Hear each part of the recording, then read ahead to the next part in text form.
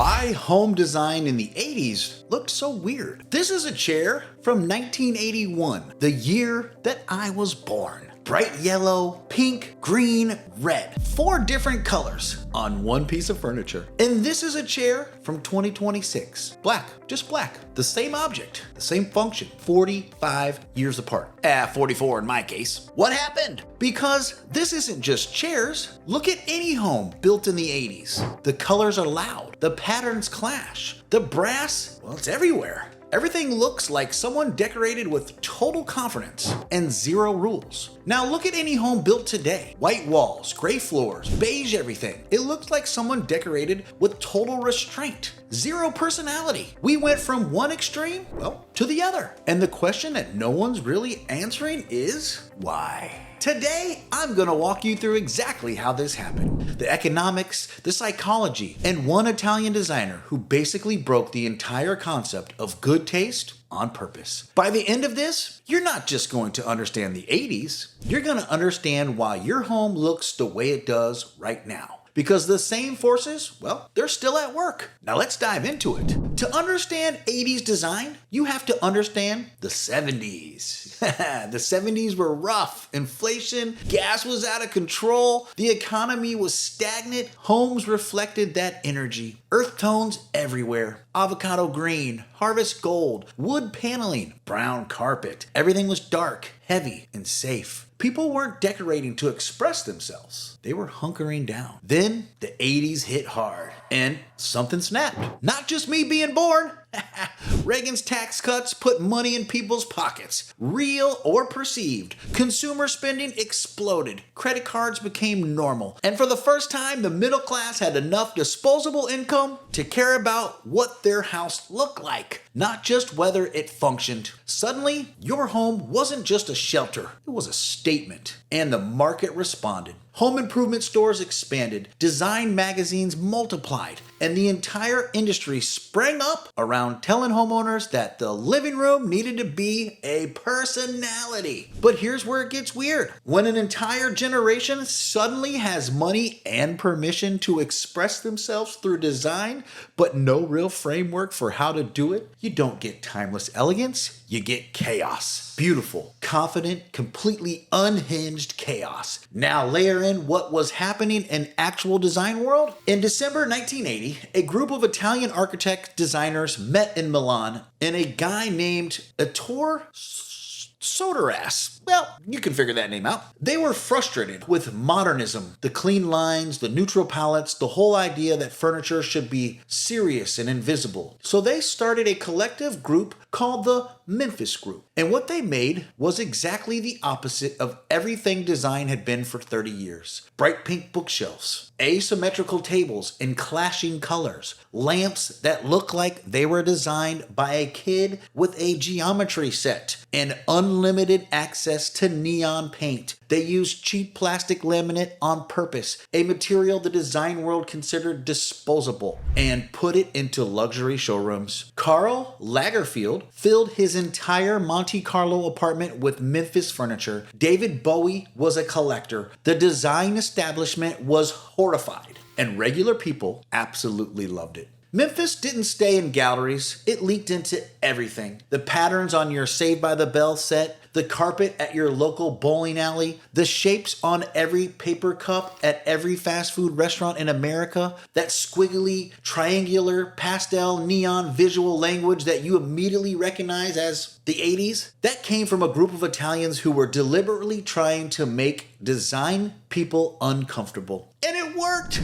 If you're making a design decision right now and you want guidance from someone who's actually done this for a living, the design library was built for that. Templates, monthly content, a community, 24/7 digital design specialist, and for a minimal price. Cancel at any time. Check out the link, builtbybeckermedia.com. So, you had new money, a design movement that said rules are stupid, and one more ingredient that sealed the deal: television. This is the decade that gave us lifestyles of the rich and famous, MTV, Miami Vice. For the first time, people could see how other people lived and not just neighbors. They could see mansions. They could see penthouse apartments. They could see the Don Johnson's pastel everything living room and think, I want that. The problem was, most people couldn't afford the real version, so they got the box store version. Brass faucets instead of gold ones, mirrored closet doors instead of actual marble, wallpaper borders in every room because it was cheaper than crown molding, but looked like you tried. The 80s weren't about excess, they were about the appearance of excess. People were decorating aspirationally, copying what they saw on TV with whatever materials were actually available at the price point they could afford.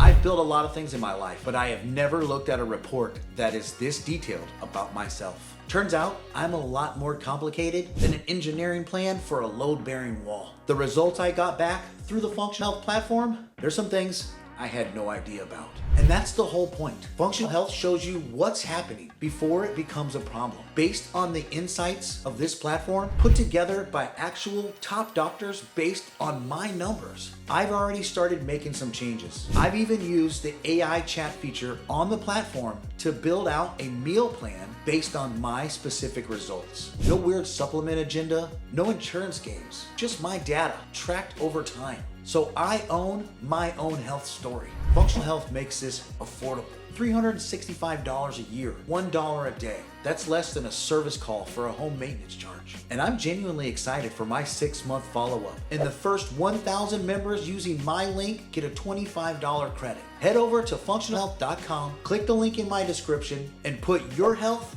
on the front line. And that's where the 80s got their signature look. Not from professional designers, from millions of regular homeowners who were suddenly confident. And they had some money, and they had permission, and a bunch of TV references. But nobody was telling them when to stop. Now here's a part that connects directly to you. Right now, today. Look at your home. Look at your neighbor's home. Look at any listing on Zillow. White walls, a beige sofa, gray floors, the same boucle chair from the last 3 stores. Everything calm, everything neutral, everything safe. Because people call it sad beige for a reason. We went from a decade where everyone expressed too much to an era where nobody expresses anything at all. And the reason is the exact same force, just working in reverse. In the 80s, new money plus no rules equaled visual chaos. Today, social media plus algorithms plus resale anxiety equals visual sameness. People aren't decorating for themselves. They're decorating for an imaginary buyer, for an Instagram, for an algorithm. They're afraid that what they pick, a bold color, an unusual material, it'll hurt the home's value or look dated in 3 years. So they pick nothing. They pick beige. And every home ends up looking like a staging photo. The 80s got it wrong in one direction, and we're getting it wrong in another. The 80s had too much personality, not enough restraint. Today, we have too much restraint and not enough personality.